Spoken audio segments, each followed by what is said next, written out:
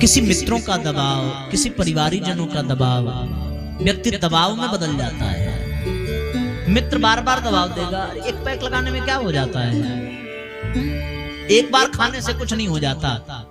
अच्छा ठीक है, हम किसी से नहीं कहेंगे, ऐसे तो कहते हैं। अरे कोई नहीं देख रहा है, कायर है क्या? मेंटली टॉर्चर करना, प्रेशराइज करना। तुम मेरी बात मानो, मैं गलत कर रहा हूं, तुम भी गलत करो।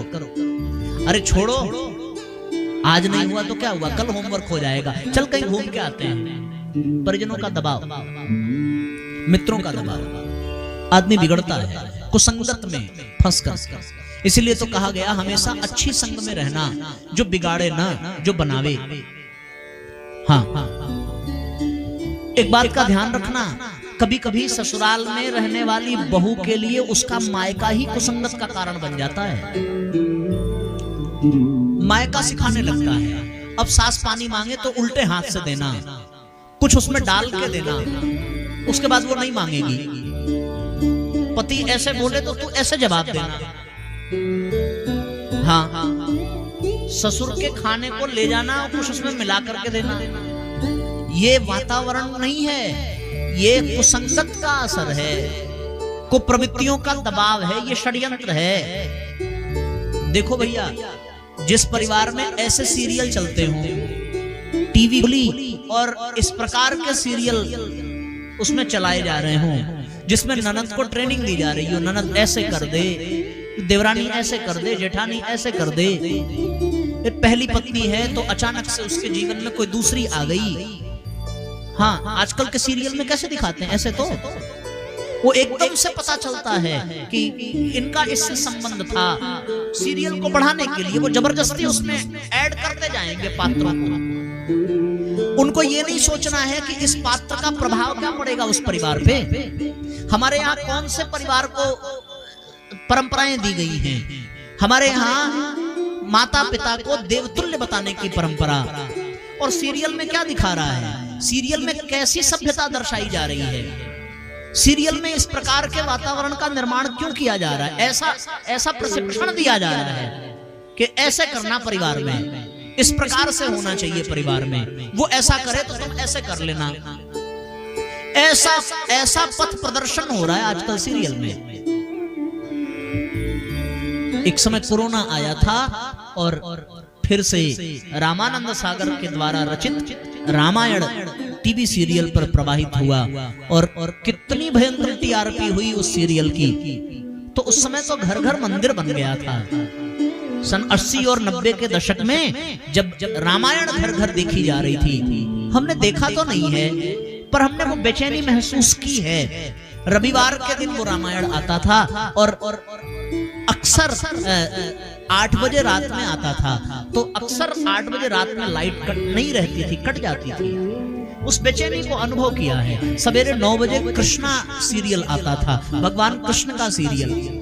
एक बार तो मैं अपने बचपन की बात बताऊं, मैंने अचानक अपनी माँ से रोते हुए कहा, आज फिर लाइट चली गई, हम लोग नहीं देख पाएंगे। उन्होंने सांत्वना देते हुए कह दिया कि अच्छा कोई बात नहीं, 2 मिनट में आ जाएगी। और सच में आ गई। मेरे तो दिमाग में ये बैठ गया कि मम्मी के पास कोई जादू है। फिर अगले रविवार तक मैंने एक भी गलती नहीं की। मैं उनको बहुत खुश रखने लगा, केवल इसी लोभ में कि ये अगले संडे को भी कहेंगी कि लाइट आ जाए तो आ जाएगी, पर अगले संडे को नहीं आई। मैं जैसा था वैसा फिर हो गया। उस समय बहुत भाव था। फिर 1, 2, 3 सीरियल कुछ ऐसे थे जो बिल्कुल ऐसे दिमाग में चढ़ गए थे। रामायण की वो धुन जो टिन टिन करके बजती है, वो कृष्णा रविंद्र जैन की आवाज में वो आकार लेना, वो पुकार लेना, वो पूरे गांव को आंदोलित कर देता था, वो पूरे घर को उद्वेलित कर देता था। हर व्यक्ति उसके लिए कितना तैयार हो जाता था। आज पहले खाना बना लो, आज ये सीरियल आने वाला है। फिर सारे घर के लोग एक चारपाई, कोई नीचे, कोई कंबल ओढ़ करके, एक के ऊपर एक लदे हैं, किसी को कुछ भी भान नहीं है। ऊपर से सर पर टहल के चला जाए, पर लोग उस टीवी में कितना डूब जाते थे। वो सीरियल कितना प्रभावित कर देता था, कितनी डांट पड़ती थी। आप कल्पना तो करके देखो, रामायण चल रहा है, माँ ने लाके एक ग्लास दूध रख दिया, इसको पी लेना। सीरियल खत्म होने के बाद याद आया कि दूध रखा था। बहुत असर पड़ता था। व्यक्ति का मन मस्तिष्क कितना खो जाता है उसमें। आदमी पर्दे पर चलने वाली काल्पनिक चीजों से इतना प्रभावित हो जाता है कि वो किसी करुण दृश्य को देख ले तो वो सच में रोने लगता है। उसके अंदर संवेदना कैसे जाग जाती है। कैसा दृश्य था जब भगवान अयोध्या छोड़ करके जा रहे हैं। ऐसा कौन अभागा था जिसकी आंखों में आंसू नहीं आए होंगे। कौन सा ऐसा पत्थर दिल था जो पिघला नहीं होगा। रोम रोम रामानंद सागर को आशीर्वाद दे रहा था। लोग उनको तुलसी का अवतार मानने लगे। कैसा दिव्य प्रभाव पड़ा। तो लोगों का प्रभाव तो पड़ता ही है। घर में बहुत असर पड़ता है लोगों का, जो सही रास्ता दिखावे, जो प्रेम करना सिखावे। पर आजकल हम कैसे सीरियल अपने घर में देख रहे हैं, आजकल हम कैसे रील्स अपने घर में देख रहे हैं। सोशल मीडिया पर कैसे परिवार परंपरा की धज्जियां उड़ाई जा रही हैं। देवर के प्रति कैसा व्यवहार हो, किसी भाभी का मन मस्तिष्क कैसा हो, ऐसे गलत गलत संबंधों का दृश्य आजकल सोशल मीडिया पर एक षड्यंत्र के तरीके से ऐसे उसकी एक बाढ़ सी आ गई है। उसका एक ऐसा प्रवाह चल पड़ा है। लोग गंदे दृश्य देख करके वैसे बनते जा रहे हैं। उनका मन, उनका मस्तिष्क। और फिर बनाने वाले ये कहते हैं कि लोग यही देख रहे हैं, लोग यही देख रहे हैं इसलिए हम लोग बना रहे हैं। अरे नालायक, अगर लोग यही देख रहे हैं तो फिर जो रतिक्रिया है तू अपने बच्चों के सामने भी तो करके दिखा दे। बच्चा देखना चाहता है ना। तुम्हारे भी तो बच्चे युवा हैं, तुम्हारे भी तो घर में बहन बेटियां हैं। तो फिर जो तुम दृश्य दिखा रहे हो वो अपने घर में भी तो दिखाओ। ये प्रवंचना, ये अलाप करना कि लोग देख रहे हैं तो हम लोग बना रहे हैं। अरे तू बना रहा है इसलिए लोग देख रहे हैं। हमारे यहाँ इन चीजों को गुप्त रखने का विधान था। ऋषियों ने इसको गुप्त रखा है। इसके लिए कुछ नियम हैं। शास्त्रों में ऐसे नियम बताए गए हैं। उन नियमों का जो पालन करे, उन नियमों का जो अनुसरण करे, उनको शास्त्रोक्त विधि से बताया गया है कि हमें अपने परिवार में किस प्रकार से रहना चाहिए, अपने बच्चों के पास, अपने बड़ों के पास किस प्रकार से रहना चाहिए। शास्त्रों में तो साथियों ऐसा भी वर्णन प्राप्त होता है कि किसी भी व्यक्ति को किसी भी कमरे में अपनी युवा पुत्री, अपने किसी युवा बहन के सामने भी नहीं रहना चाहिए। शास्त्र क्या कहता है? माता स्वस्त्रा दुहित्रा वाना विवक्त्रांसनो भवेत बलवान इंद्रिया ग्रामो विद्वान समपि कर्षति। शास्त्र तो ये कहता है कि युवा बहन हो, युवा स्त्री हो, युवा बेटी हो जाए तो फिर बेटी के सामने भी पिता को अकेले कक्ष में नहीं रहना चाहिए।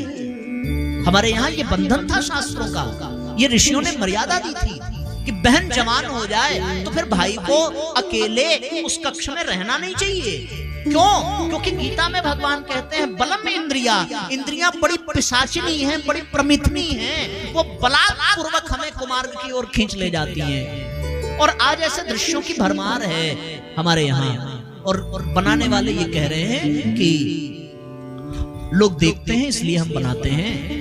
लोगों का तो स्वभाव है, मन का तो स्वभाव है गलत मार्ग पर जाना। इसलिए साथियों हमारे यहाँ लेखनी का बड़ा असर पड़ा। किसने कौन सी पुस्तकें लिख दी, किस पुस्तक ने समाज में कैसी क्रांति कर दी।